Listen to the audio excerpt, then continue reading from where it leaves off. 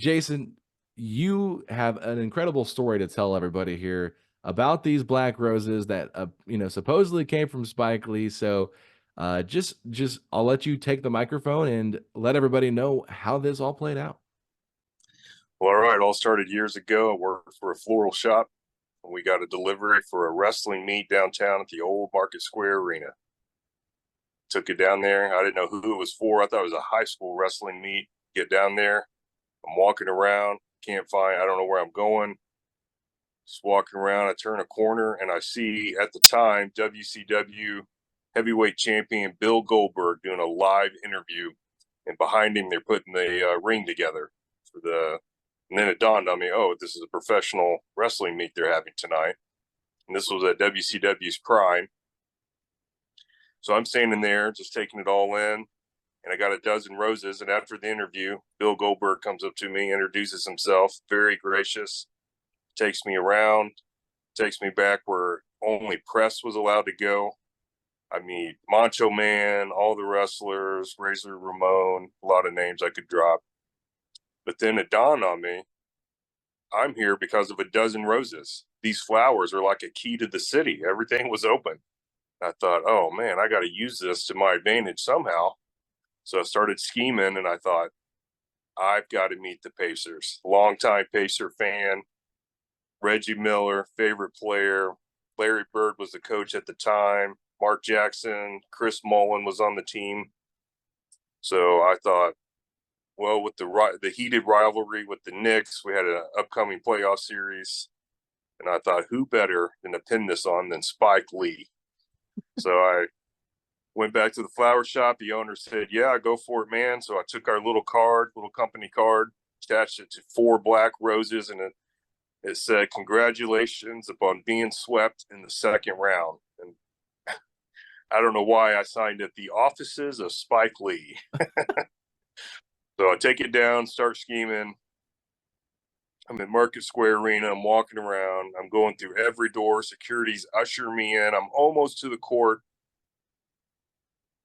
I call her the final boss. I'm at the final boss, Big Bertha. She's having none of it. Will not let me in.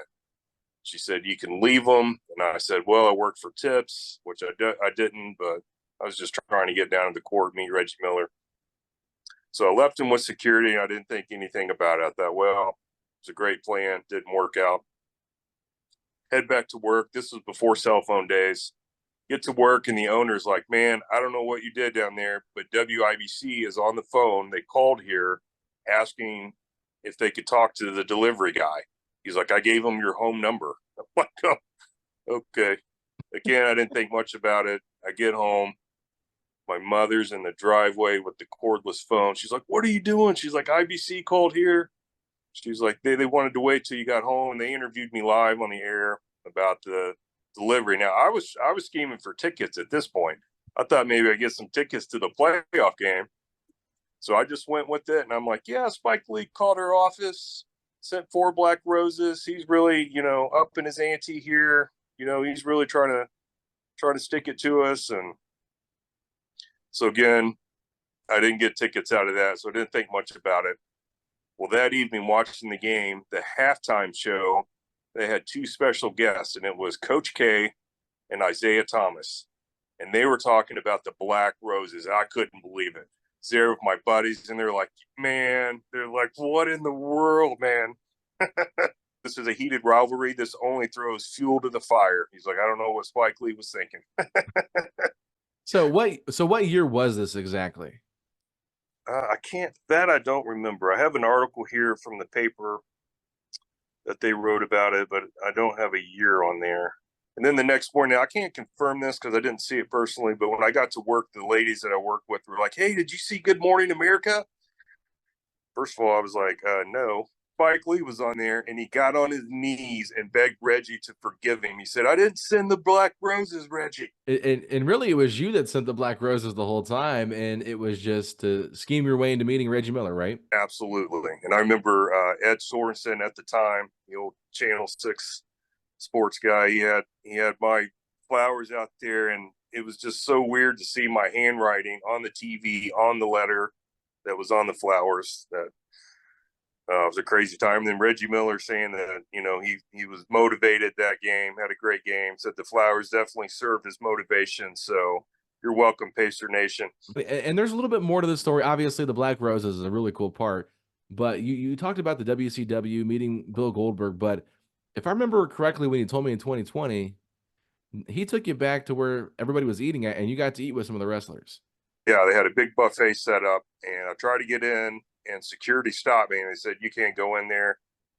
And I was like, "Oh, man." And then Bill Goldberg pokes his head out. I was like, "Hey, he's with me." So I walk in, and I got this dozen roses like I'm some giant fanboy. And there's Steve Nash, or Big Sexy was his ring name at the time. Biggest human being I think I've ever seen, professional wrestler Kevin Nash. So he was very gracious. I gave him the flowers. They invited me to stay for dinner, got my plate, hung out with the wrestlers. It was so cool. Such a unique experience.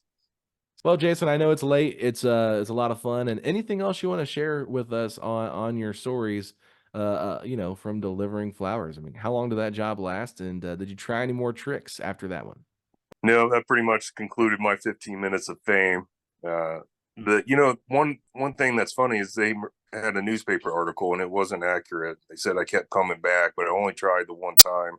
They took the flowers and never thought anything of it. Reggie, if you're listening, love you, man. Glad I got to motivate you.